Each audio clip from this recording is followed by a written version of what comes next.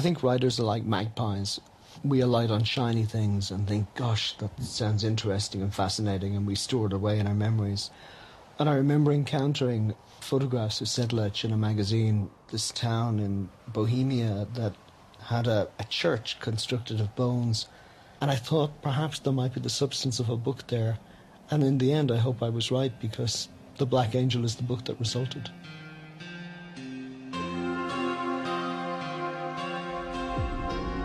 I leafed through the photographs. The first depicted a church of some kind, with 3 spires set in a triangular pattern.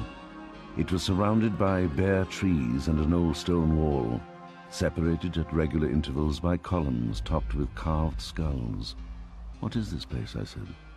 "This is Sedlec, where the Black Angel came into being." Our medieval ancestors would not have recognized a place like this as a cemetery. They had no belief that they were going to be left to rest undisturbed when they died. Instead, this place would have consisted of nothing more than a series of large pits, some of them capable of holding up to 1,500 people. Now, the first thing one would have noticed was the sheer stink. It must have smelt to high heaven. The second thing one would have noticed was bones. Human remains would be stacked anywhere where there was space to put them. Against the cemetery walls, on the steps, in corners, in alcoves, everywhere there were bones. So that presented the monks here with a real problem: what to do with the human remains.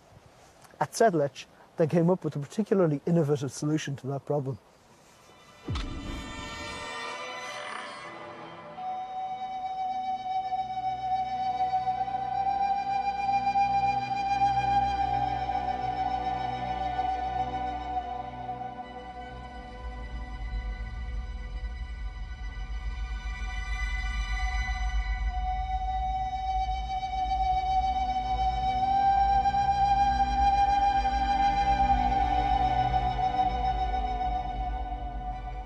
In 1511, a half-blind monk was assigned the task of disposing of the bones that had been assembled over a period of centuries. His solution was to create 6 of these freestanding bone pyramids.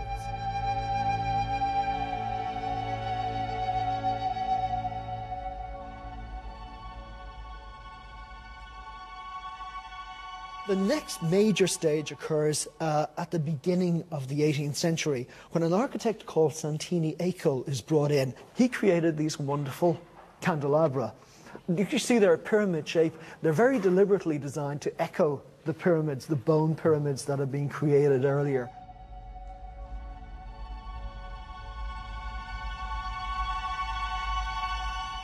In the 19th century, it was bought by the wealthy Schwarzenberg family. They found a woodcarver named František Rindt.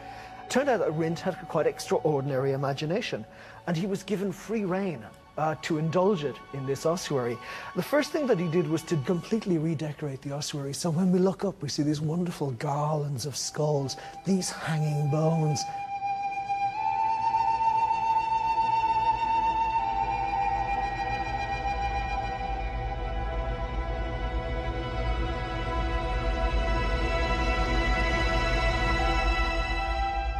Look here, there is a skull with a raven picking the eye from the skull.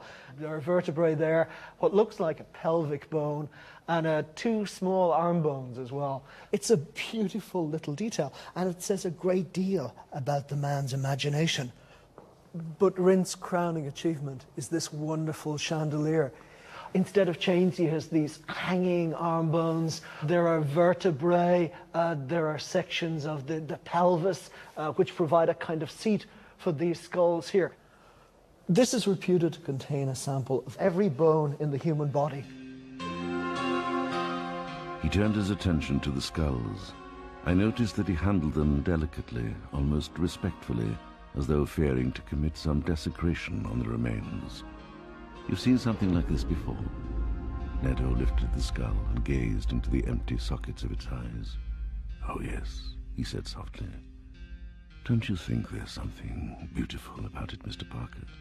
Don't you find edifying the idea that someone would take bones and use them to create a piece of art?" "No," I said.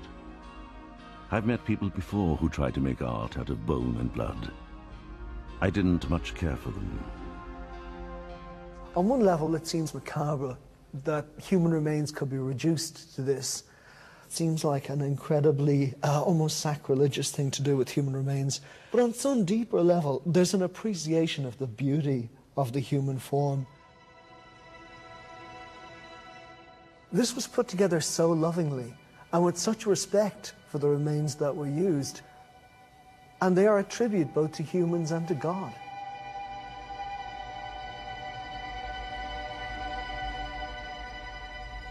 There is a beauty here